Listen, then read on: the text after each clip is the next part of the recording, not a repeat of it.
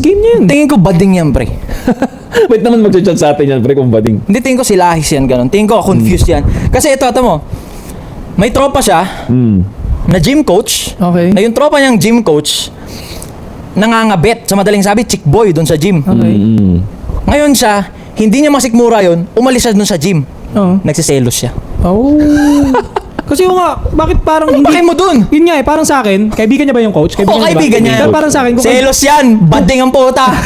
sa akin niya, kung kaibigan kita, tapos nang-chichik ka dun sa gym, parang, tatapikin kita. Kung lalo kung... Alam mong may boy, may committed girlfriend. ka na. Committed ka na sagad.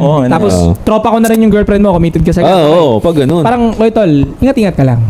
Tatapikin kita ng gano'n, ingat-ingat ka lang. Hindi naman kita papakailaman na, uy, Ikaw gago yan eh.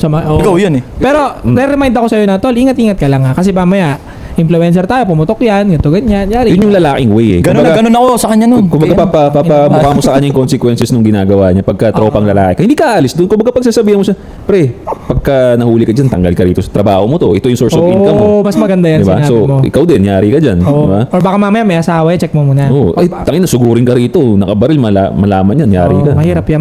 Tama yung sinabi mo, masira yung work mo dito, masira career mo. Pero yun, Pero yung parang maapektuhan ka mag-home workout na lang ako, di ko masikmura. What the fuck? Selos ang puta! Lalaki yun eh. selos Man, pare. game is game. Nagselos yung putang inang yung